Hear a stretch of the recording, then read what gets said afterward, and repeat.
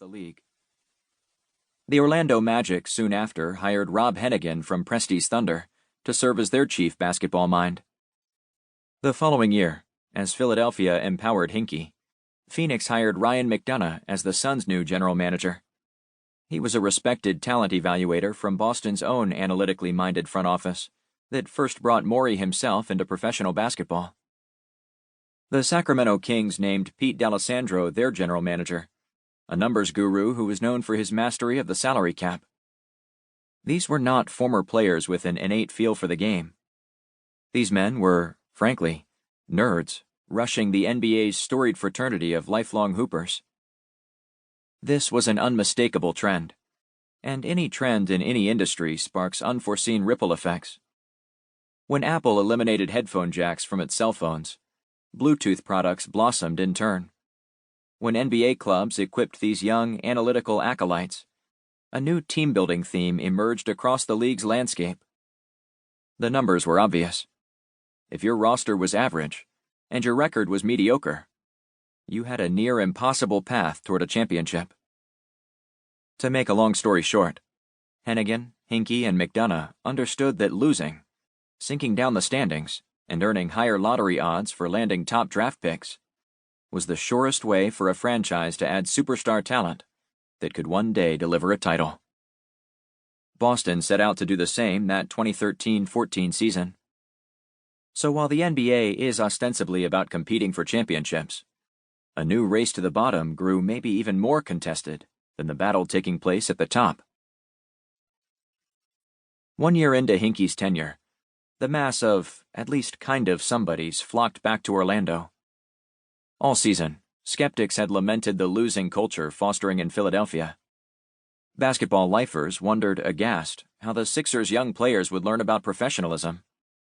Across the Delaware Valley, Hinkie's strategy clearly polarized his franchise's fan base. Largely, it seemed younger supporters, fatigued by Philly's years of mediocrity, cheered Hinkie's brazen scheme with abandon. Older Sixers fans were loudly complaining about the team's terrible nightly product. My father, a longtime season ticket holder, abandoned his seats.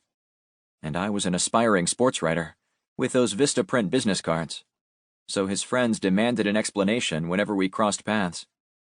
They'd make fun of Hinkie's spreadsheets and call him Scam Hinkie over pointed emails and Facebook messages. This was why I reapproached Hinkie inside the Amway Center in July 2014. I had to actually meet this man.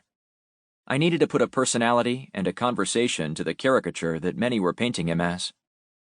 I also needed to give him one of the glossier, more official-looking but still unofficial Slam business cards that I printed this time around. Now no longer an intern, but still a 20-year-old, contributing writer that was far more kind of than somebody. So I asked Hinkie if he wanted to meet for a meal that week. He had absolutely no reason to say yes. But the executive, infamous for undercutting NBA tradition as we knew it, promptly invited me to dinner. I followed him outside the arena and into the murky Florida rain. We speed-walked across the street and into a parking garage. His rental car for the week was a black Chevy Suburban. Country music played quietly on XM radio while I rode shotgun.